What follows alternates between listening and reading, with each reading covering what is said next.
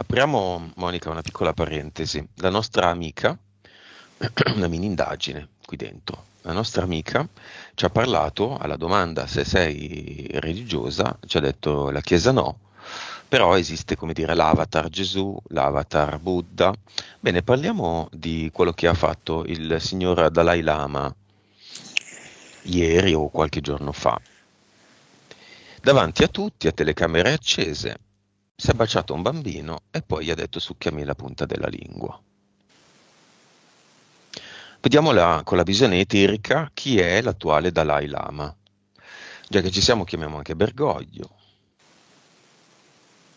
e tutti i leader delle chiese del mondo. Tema pedofilia. Dalai Lama. Santo? Vergine? No, niente di tutto questo. Neanche vergine. È stato con donne? Uomini? No, io vedo uomini, donne no. Ragazzi Uomini? più che uomini, più che Uomini di che uomini età? ragazzi. Ehm, mm, allora mi dice tipo dai 10 anni, Mhm. eh, Perché non di meno? 18, dai 10 ai 18, Perché non di meno? 21 anche, comunque giovani insomma. Eh, no, non si toccano, i bambini non si toccano, come se poi 10 anni non fosse un bambino, comunque. Beh, quello di ieri l'ha limonato. Sì, infatti. Perché non si toccano? Non so quanti anni avesse. No, beh, 8.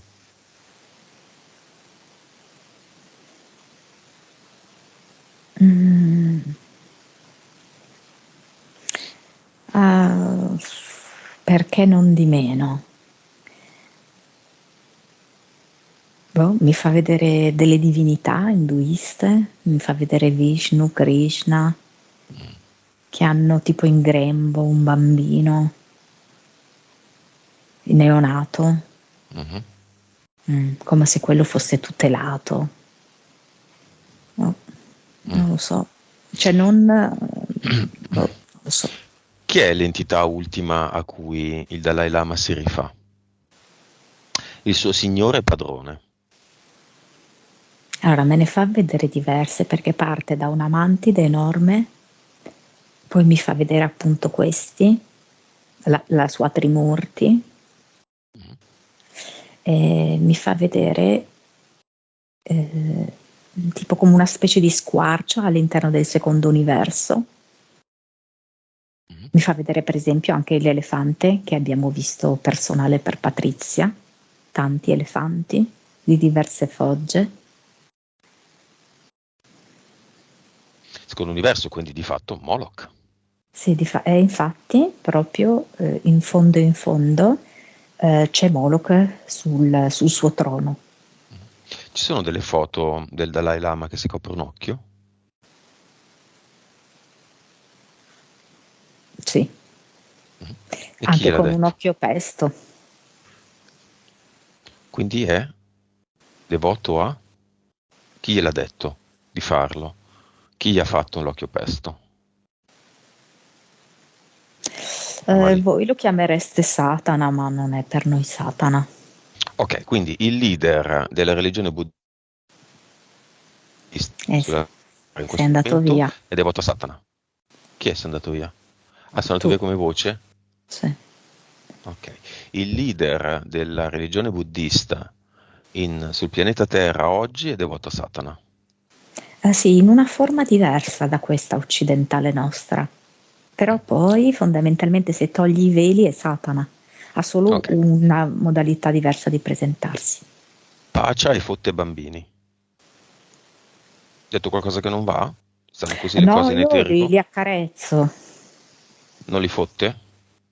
No, io no, io li accarezzo, li bacio, Mhm. gioco con loro, Qualcuno li fotte intorno a lui così lui guarda? eventualmente ci accarezziamo nelle parti intime perché me lo chiedono loro. Mhm. Sì, certo. E poi che fine fanno questi bambini? Ma mi fa vedere che alcuni entrano proprio nelle sue grazie, entra in una specie, lo chiamerei di harem, però perché è proprio un po' diverso, no? Rispetto alle concezioni che possiamo avere noi, però come se fossero dei chirichetti nostri, Mhm. diciamolo così, ecco. Il Dalai Lama vede dei video Non ho capito, scusa, vede dei video? e dei video, sì, a A me tematica sessuale. risulta, tra l'altro, molto tecnologico, a dispetto di quello che fa credere. Ma li vede? Gli snuff movie, li vede?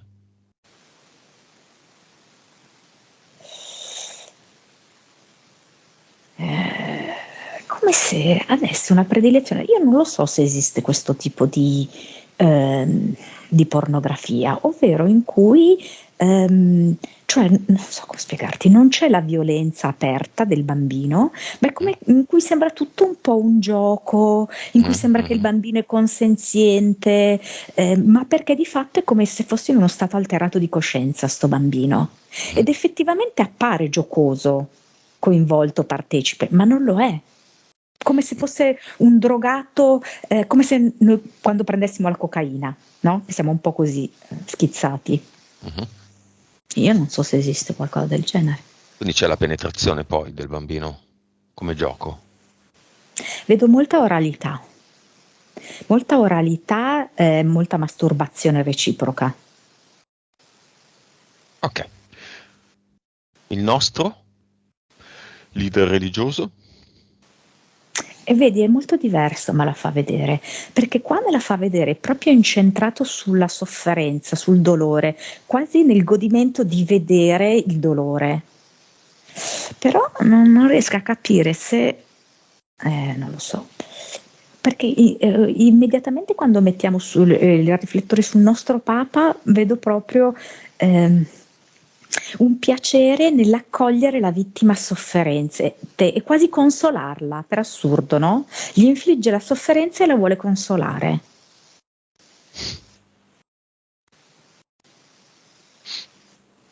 Va bene. Piazziamo un bel al signor Dalai Lama, un bel ad eternum a spirale, nuovo di zecca, al centro della sua fronte. Lui fa parte della creazione in cui siamo e noi gli regaliamo questa creazione, lo stesso a Bergoglio.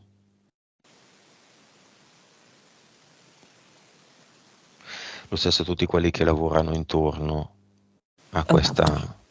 Dimmi. Praticamente è come se si vantasse. E ti ricordi che noi siamo stati i primi a introdurre dei robot che recitavano i mantra, che facevano la cerimonia religiosa? Ma chi? Il Dalai Lama. No, non mi è mai fregato niente delle religioni a me. Eh, Mm. Ed è vero? Cosa sì. c'entra questo? Mm, come se lui si sentisse, tra virgolette, più, non so perché, meno attaccabile perché più legato agli androidi di, di una fazione vincente. Io non so, non riesco a capire. È un po' Vabbè, complesso quello che mi trasmette. vabbè, mettiamogli questo ad eternum, cosa succede? Ha una PS, il Dalai Lama? No. No. È come se mi volesse trasformare tutto in un gioco. È un leader religioso senza anima. Sì, sì. Volesse farmi vedere che può essere come un unicorno? È come se volesse sdrammatizzare tutto, ma quella sdrammatizzazione quasi come se non volesse essere scoperto senza anima. Ma l'abbiamo già scoperto. Altro ad eternum, Girello, piscina gonfiabile in cui lui è inserito.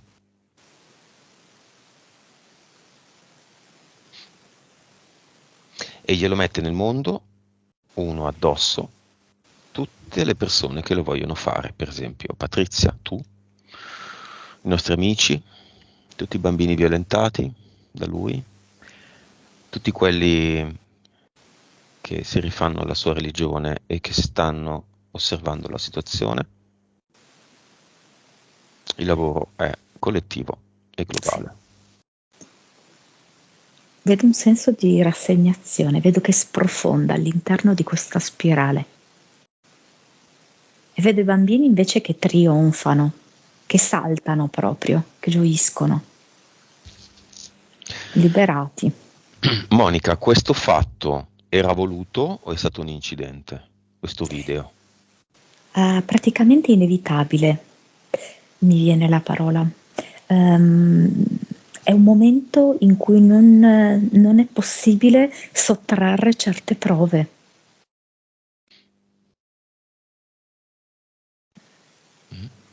Ma lui lo sta facendo apposta o ha perso il senno in quel momento?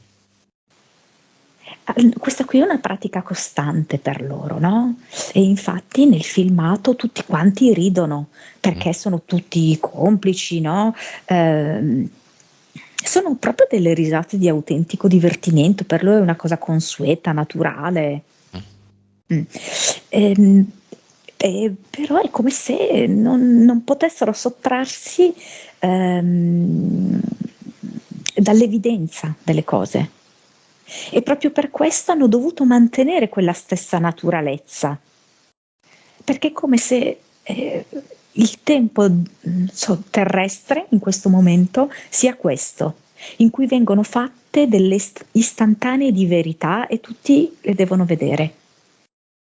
E pertanto non c'è modo per loro di discriminare, di dire lo lascio fare, non lo lascio fare, mi trattengo, cose del genere, no.